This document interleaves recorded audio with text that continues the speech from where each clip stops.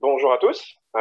Merci de me joindre dans cette session sur les environnements intelligents. Avant de commencer, j'aimerais remercier le CIMEC et l'ISEC d'avoir invité BI Expertise à présenter un peu quelques-unes de ces solutions et à vous inviter aussi, donc à travers cette présentation, à discuter sur les enjeux de faciliter les inspections des grandes structures urbaines grâce aux technologies d'intelligence artificielle pour bâtir des villes résilientes face au changement climatique.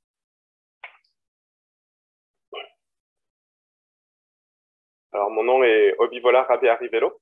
Je suis directeur stratégie et partenariat chez BI Expertise. Et donc, c'est moi qui vais vous présenter, qui vais animer cette présentation. À travers celle-ci, nous allons discuter un petit peu, dans un premier temps, d'un aperçu très rapide des activités de BI Expertise, quelle est notre mission principalement, notre mission et nos expertises. Puis après, nous allons discuter un petit peu plus de comment on peut exploiter l'IA pour mieux inspecter les structures urbaines, parce qu'il y a des enjeux derrière, et l'IA peut aider. Nous présenterons aussi d'autres applications de solutions qui seront similaires à celles dont nous discuterons dans la deuxième partie, mais qui peuvent être appliquées à d'autres grandes structures. Puis enfin, nous ouvrirons la conversation sur une discussion autour des jumeaux numériques et de l'importance de partager les données pour catalyser l'intelligence collective. Donc, BI Expertise, c'est une entreprise qui se spécialise dans les projets de recherche et d'innovation collaborative. Nous nous spécialisons dans les solutions techniques qui exploitent l'intelligence artificielle, principalement l'apprentissage automatique, mais aussi d'autres technologies qui viennent avec, notamment tout ce qui est info nuagique, Internet des objets industriels, etc. Dans le développement de nos solutions, nous privilégions principalement les approches qui sont centrées sur l'humain ou l'utilisateur, avec une optique un paradigme de human on the loop, c'est-à-dire que l'humain n'est pas nécessairement toujours au centre n'a pas besoin d'agir de façon active dans la solution d'intelligence artificielle. Par contre, l'humain garde toujours un droit de regard et un droit d'intervention à n'importe quel moment dans le processus qui est géré par l'intelligence artificielle. Notre mission, de façon plus générale, c'est d'utiliser l'intelligence artificielle pour rendre le monde plus résilient. BI Expertise, c'est une entreprise qui a été fondée en 2005. BI, donc, ça sonne au début pour Business Intelligence, en français, donc intelligence d'affaires, qui est le domaine d'où on vient originellement. Et depuis 2016, en fait, nous avons fait un virage dans les technologies d'intelligence artificielle qui représentent aujourd'hui la très, très grande majorité de nos activités. Puis, nous sommes une entreprise basée à Québec. Donc, pour développer des solutions d'intelligence artificielle, on a plusieurs expertises à l'interne. Donc, nous sommes des généralistes en intelligence artificielle. Nos expertises, elles se partagent autour des différents champs qui existent dedans. Donc, principalement, l'apprentissage automatique et les modèles prédictifs, bien évidemment, si on parle d'intelligence artificielle, mais aussi la gestion des données massives. Ça rappelle aussi un peu notre historique par rapport à tout ce qui est intelligence d'affaires, donc gestion des données, entrepôt de données, architecture de système et gestion des flux de données. Comme je disais tantôt, on a aussi une spécialisation dans tout ce qui est architecture de système, principalement lié aux nouvelles technologies, donc l'info nuagique, l'Internet des objets, que ce soit industriel ou tout simplement IoT, comme on dit en bon français, et aussi du calcul en périphérie.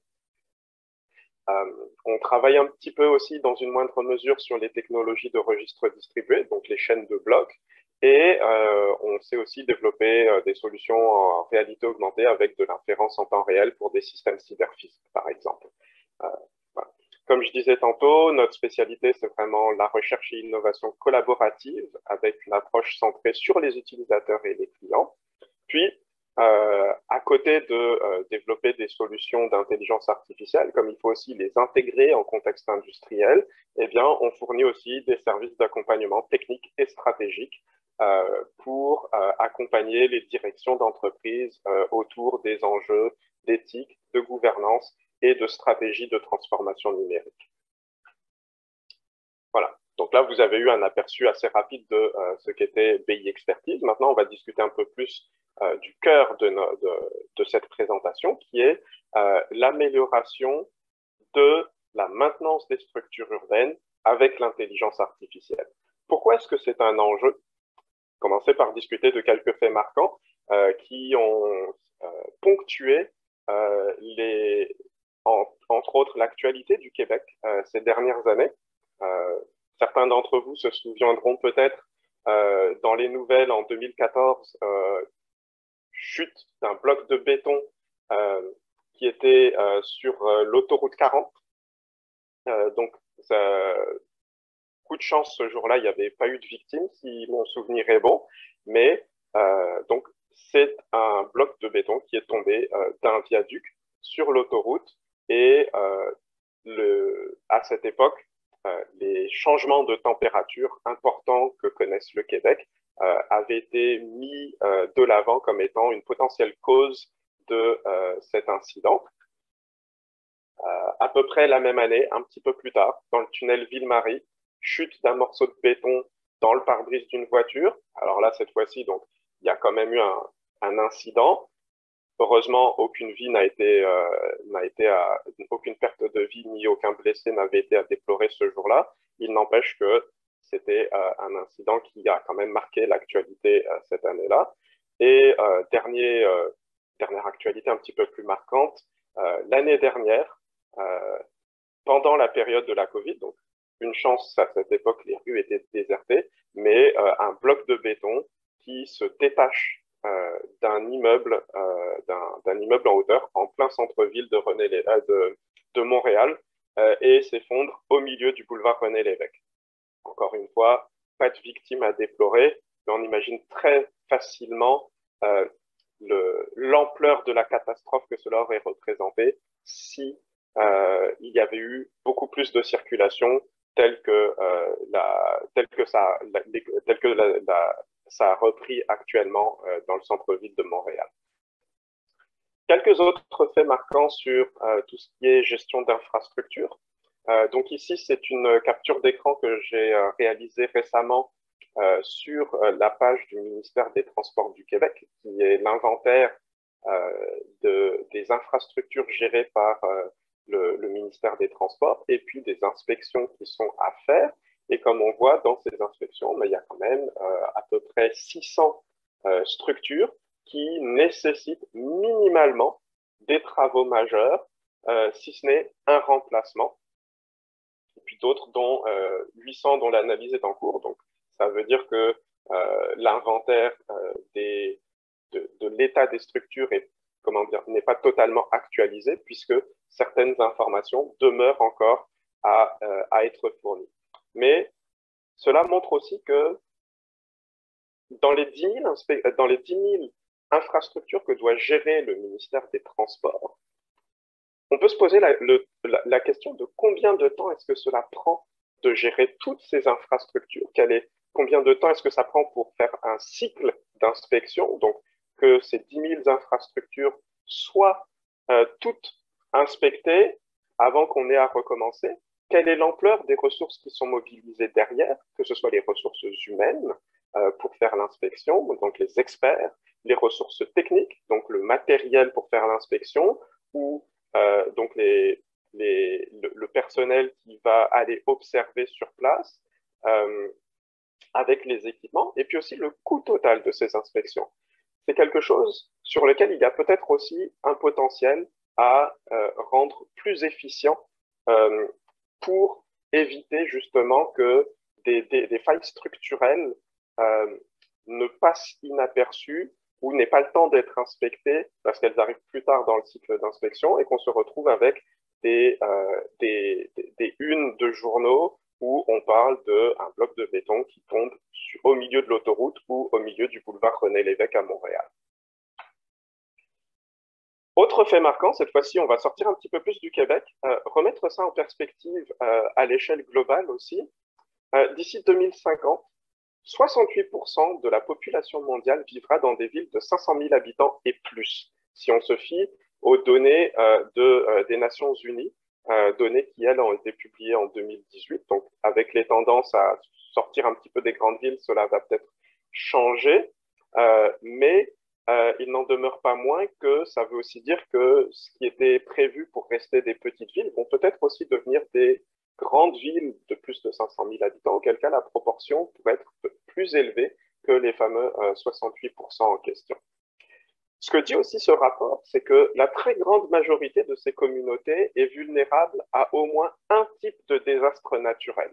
On peut parler de séisme, de sécheresse, de désertification, ou peut-être quelque chose qu'on connaît un peu plus proche de chez nous, malheureusement, les inondations. On peut penser à ce qui s'est passé dans la vallée du Richelieu il y a quelques années, ou ce qui se passe actuellement dans la vallée, dans les vallées de la Colombie-Britannique, dans la vallée du Soumas, où on peut penser à des ouragans, des moussons que beaucoup de villes en Asie du Sud-Est connaissent. Et tout ça, tous ces phénomènes-là ont un impact grandissant sur les structures urbaines.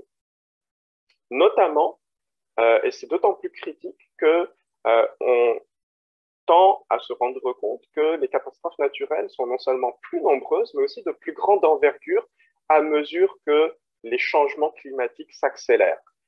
C'est une discussion qui est probablement d'actualité durant la COP26 qui s'est terminée récemment. Puis, si on revient à nouveau cette fois-ci sur le Québec, donc où on a effectivement certains types de catastrophes, de désastres naturels, pardon, qui peuvent arriver dans des grandes villes, mais on a aussi, tel que je le mentionnais plus tôt, les changements de saison, les écarts de température extrêmes qui ont un effet sur les infrastructures.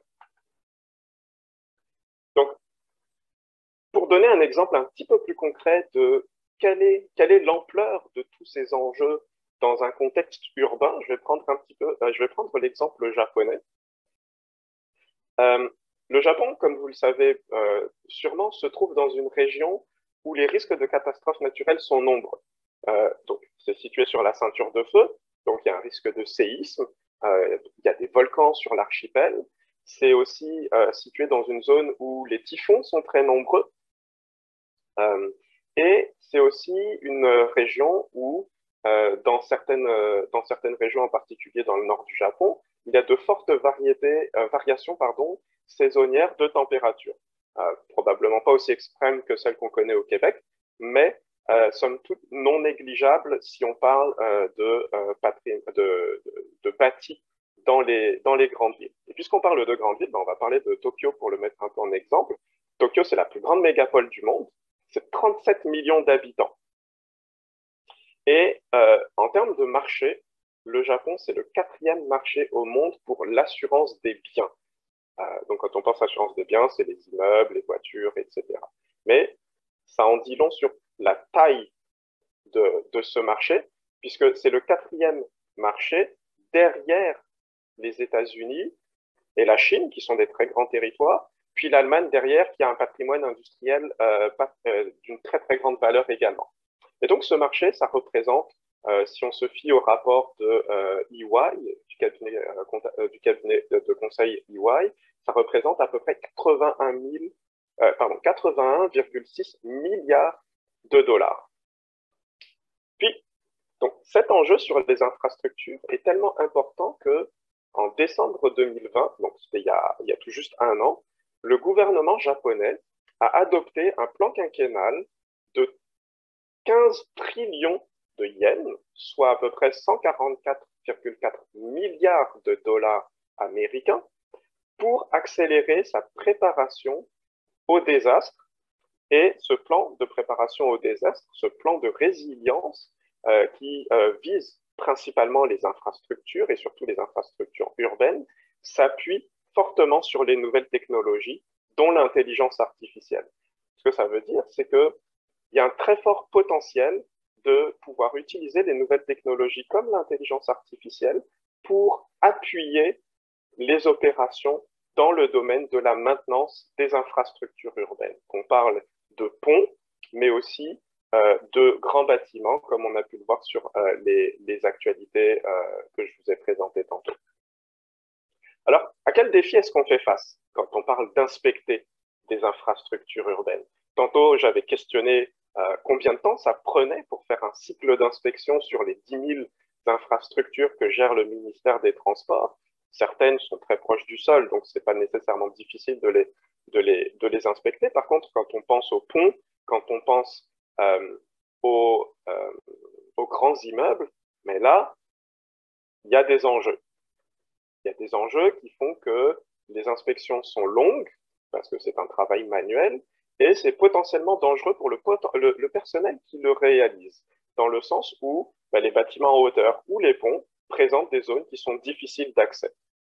Et ça, il y a peut-être un moyen de pouvoir gérer ce problème de façon un petit peu plus efficiente.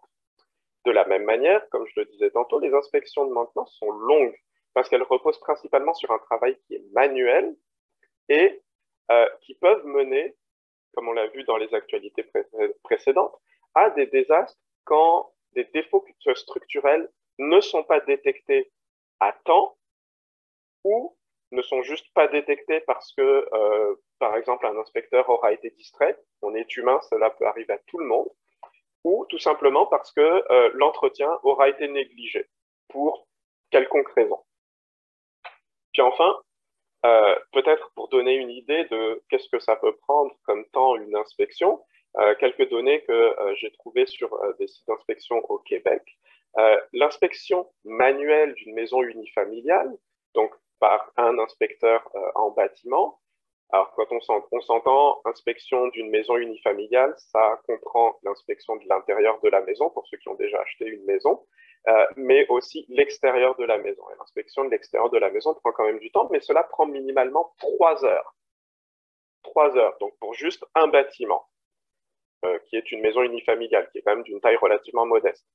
Euh, à l'échelle canadienne, l'inspection d'un immeuble commercial, donc si on se fie à la Banque de développement du Canada, la BDC, coûte à partir de 2 000 $.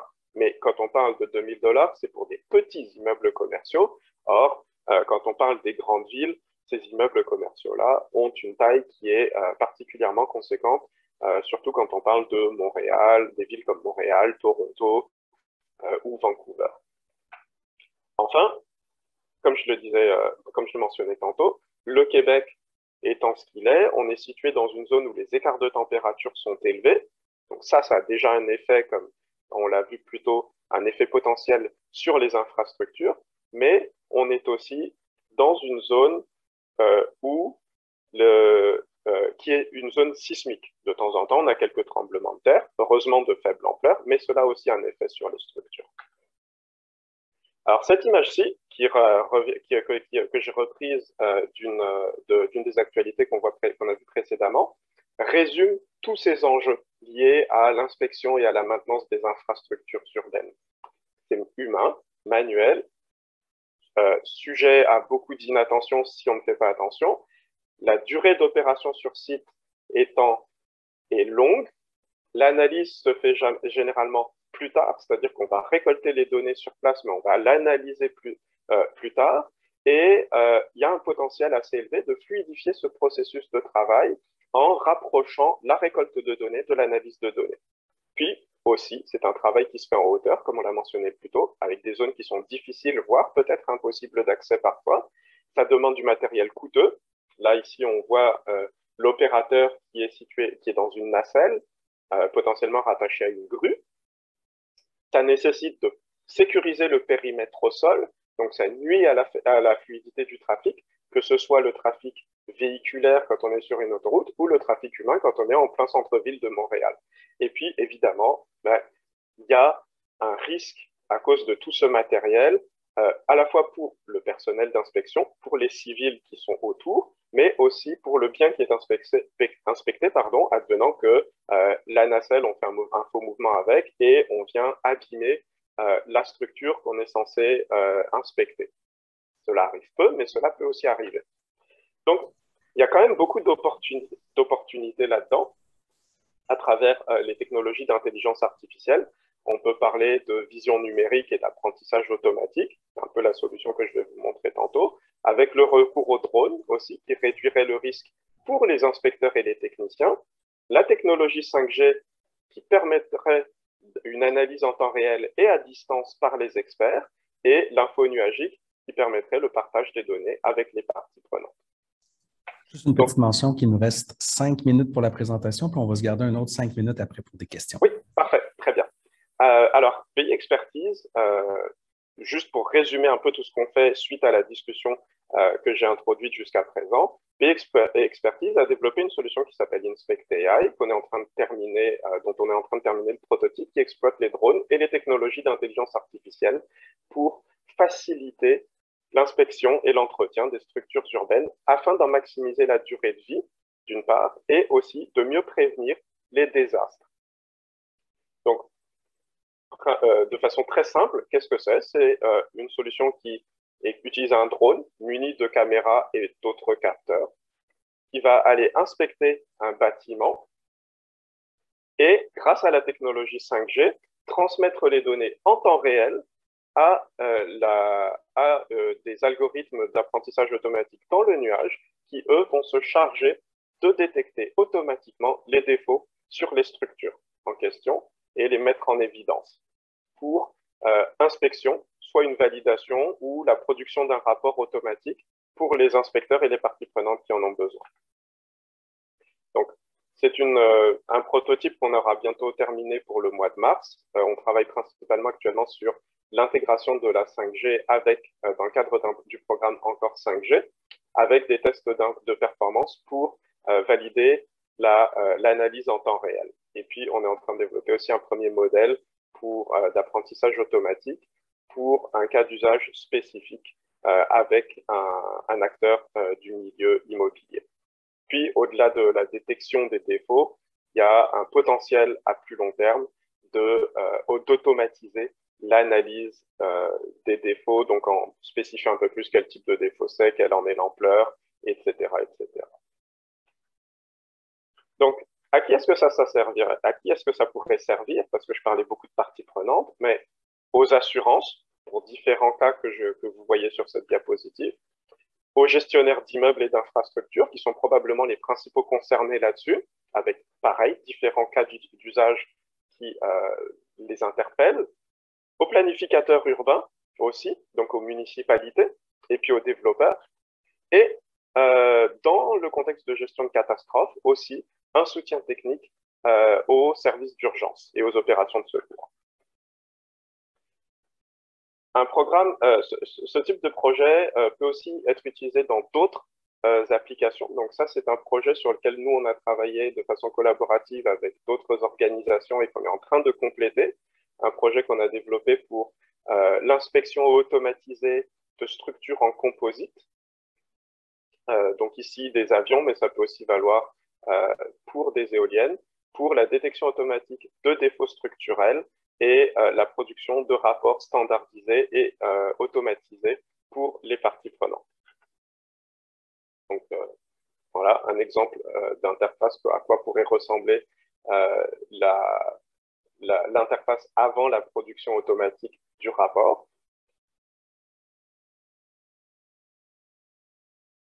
Où une personne a la possibilité de valider les défauts potentiels qui sont présentés par l'algorithme d'apprentissage automatique. D'autres applications qui sont possibles pour ça, donc l'inspection de pales d'éoliennes, le dégivrage d'éoliennes pour essayer d'en maximiser l'utilisation pendant les périodes hivernales, la structure des routes, l'état des routes, l'état d'un navire, de la coque d'un navire en particulier, qui sont souvent sujets à la rouille, l'analyse de l'état des panneaux solaires, de façon plus complexe des complexes industriels.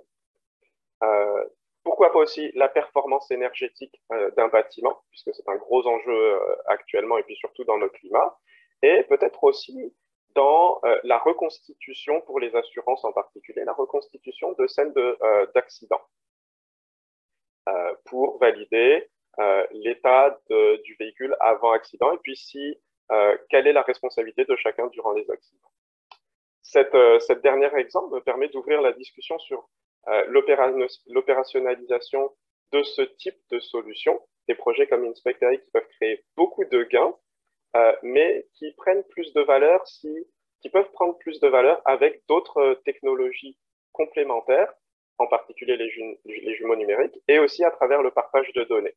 Donc, les jumeaux numériques, les technologies d'intelligence artificielle à elles seules peuvent amener déjà beaucoup de valeur, mais elles peuvent aussi amener beaucoup de valeur aux jumeaux numériques. Un jumeau numérique, c'est la reconstitution dans un monde virtuel d'un espace, des propriétés physiques d'un procédé ou d'un élément qui est physique. Avec une solution comme Inspect.ai, on aurait des capteurs d'imagerie qui facilitent la reconstitution d'une scène ou d'un objet. Les modèles d'IA permettent de complexifier les transformations et les analyses qui peuvent être faites avec ces jumeaux numériques. Et ce sont des systèmes qui peuvent être aussi renforcés grâce à la puissance de calcul qui est grandissante aujourd'hui, que ce soit du nuage ou des unités de calcul de façon générale, et aussi grâce à la capacité de stockage qui est toujours grandissante, puisque plus on est capable de capturer des données qui représentent la complexité du système physique qu'on reproduit, et plus on est capable de simuler des choses qui sont réalistes. Et ça, on peut le faire avec la fusion de données qui ouvre la voie à d'autres innovations et à la personnalisation des analyses et la personnalisation aussi des résultats par rapport à l'objet analysé. Puis pour finir, une dernière discussion sur l'enjeu crucial de partager les données. Donc à elle seule, une solution telle qu'Inspect.ai crée beaucoup de valeur, mais faut voir qu'au-delà de la technologie, ce qui est important, ce qui est crucial pour la faire vivre, ce sont les données. Et donc, les données jouent un rôle critique à ce point que beaucoup s'assurent de l'exclusivité de la propriété de ces données. Or, oui, je peux créer beaucoup de choses avec des données, je peux innover, mais probablement que le potentiel d'innovation, si on parle d'un point de vue social, est beaucoup plus grand si ces données sont partagées. Et partagées notamment autour des parties prenantes qui ont un intérêt autour des données ou des résultats des données, des rapports qui sont produits dans des solutions d'inspection comme celle d'Inspect.ai, qui peuvent ainsi travailler autour d'une même base de données. Ça évite les duplications superflues. Ça permet de catalyser l'innovation ouverte, de favoriser les jeux de données certifiés pour leur qualité. Et cet enjeu crucial, je pense qu'il est aujourd'hui important de le mettre en perspective alors que le Québec va bientôt publier sa prochaine stratégie québécoise de recherche et d'innovation. Ça va être important de vraiment mettre en valeur le potentiel de collaboration et de favoriser le développement du partage de données, que ce soit par des fiducies de données ou par un partage de données dans un secteur déterminé avec des acteurs un peu plus fermés, si je peux mettre ça en opposition donc aux fiducies de données qui seraient beaucoup plus ouvertes. Donc voilà, on atteint la fin de ma présentation. Je vous remercie énormément de votre attention et puis je reste disponible pour les questions. Merci beaucoup, M. Rabari-Vélo. Nous avons une question, M. Michel Chabot, qui souligne d'ailleurs excellente présentation et qui nous demande quels sont les principaux défis d'instrumenter les infrastructures, c'est-à-dire d'installer des objets connectés. Alors là, ça dépasse un petit peu le champ de ma présentation. Je vais essayer d'y répondre malgré tout. Il y a plusieurs enjeux. On peut parler d'objets connectés qui sont directement connectés dans les infrastructures. Alors là, ça peut être l'enjeu peut être effectivement de quel type de capteur est-ce qu'on veut connecter. Si on parle de capteurs, on peut parler de caméras. Bon, implanter des caméras sur un pont, on le fait déjà, c'est relativement simple, ça peut déjà être utilisé. Par contre, si on essaye d'intégrer des capteurs de vibration ou d'autres capteurs, je suis un peu moins spécialisé dans ces choses-là, mais certains capteurs qui peuvent être directement intégrés dans la structure même, là, le principal enjeu, ça va être au niveau de la planification, parce qu'une infrastructure ayant quand même une durée de vie qui est généralement de 20 à 50 ans si on parle de premier cycle de vie. Je ne suis pas le principal expert en infrastructure, mais c'est quand même une durée de vie qui est très longue. Y intégrer des capteurs de ce type-là demande de travailler avec des bureaux d'ingénierie, demande parfois de refaire ces infrastructures ou de faire les travaux de maintenance sur ces infrastructures peut-être de façon anticipée et de les coordonner justement avec ce moment-là pour intégrer ces capteurs. Et ça c'est un enjeu qui peut être à la fois coûteux, difficile aussi de trouver tous les partenaires pertinents pour ce type de capteurs. Et après ça, c'est aussi comment est-ce qu'on partage les données. Une solution comme Inspect AI, donc nous on utilise les drones pour ça, mais c'est vrai qu'on pourrait utiliser d'autres capteurs. À ce moment-là, il faudrait qu'on s'accorde tous autour du partage de données pour, OK, on va capturer peut-être les données, les stocker pour que tout le monde puisse travailler sur l'ensemble de ces données autour d'une même base de données. Et ça, c'est pas ce qu'il y a de plus facile. Aujourd'hui, beaucoup de gens sont encore focalisés sur la propriété privée des données, la commercialisation des données. Or, c'est peut-être aussi un des principaux obstacles à un plus grand potentiel d'innovation. Ouais, j'espère que je réponds minimalement à la question. Merci beaucoup. Félicitations encore pour votre présentation. Très intéressant. Il y a eu plusieurs félicitations d'ailleurs dans le chat qu'on a suivi. Alors, merci beaucoup. C'est ce qui va conclure la présentation pour aujourd'hui. Merci, bonne journée. Merci encore. Merci à vous. Et on vous souhaite une excellente fin de journée. Merci beaucoup.